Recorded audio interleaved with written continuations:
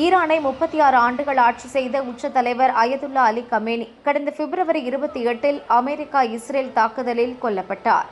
தொடர்ந்து போர் நடைபெற்று வந்ததால் 4 மாதங்களுக்கு பிறகு கமேனியின் இறுதிச் சடங்கு தற்பொழுது நடைபெற்று வருகிறது. அவருக்கு ஈரானின் முக்கிய தலைவர்கள் மற்றும் பொதுமக்கள் கண்ணீரஞ்சலி செலுத்தி வருகின்றனர். இதை அமெரிக்க அதிபர் டொனால்டு டிரம்ப் கேலி செய்து பேசியிருக்கிறார். ஈரான் மக்கள் கமேனியை வெறுக்கிறார்கள் என்றுதான் நினைத்திருந்தேன். ஒருவேளை அவர்களின் கண்ணீர் போலியானதாக கூட இருக்கலாம். கமேனியின் இறுதிச் சடங்குக்காக ஈரான் தலைவர்கள் அனைவரும் ஒரே இடத்தில் கூடியிருக்கிறார்கள்.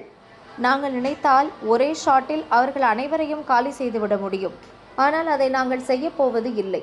ஏனென்றால் அவர்கள் அழிந்துவிட்டால் அதன் பிறகு பேச்சுவார்த்தை நடத்த யாரும் இருக்க மாட்டார்கள். நாங்கள் நல்லவர்கள் என்பதால் அவர்களுக்கு 1 வாரம் லீவு கொடுத்து இருக்கிறோம். இறுதிச் சடங்கு முடியும் வரை இருதரப்பினரும் ஒருவரை ஒருவர் தாக்கிக் கொள்ள மாட்டார்கள் என்று அமெரிக்க அதிபர் டிரம்ப் கூறியிருக்கிறார். அதிபர் டிரம்பின் ஆணவ பேச்சுக்கு அர்மீனியா நாட்டின் ஈரான் தூதரகம் பதிலடி கொடுத்துள்ளது.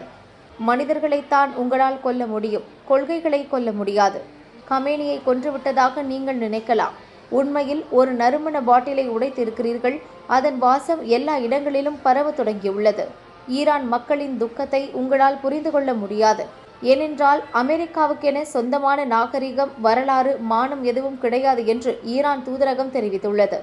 அயதுல்லா கமேனியின் உடல் பொதுமக்கள் அஞ்சலிக்கு பின் வரும் 9ஆம் தேதி அவரது சொந்த ஊரான மஷாத் நகரில் அடக்கம் செய்யப்படும்.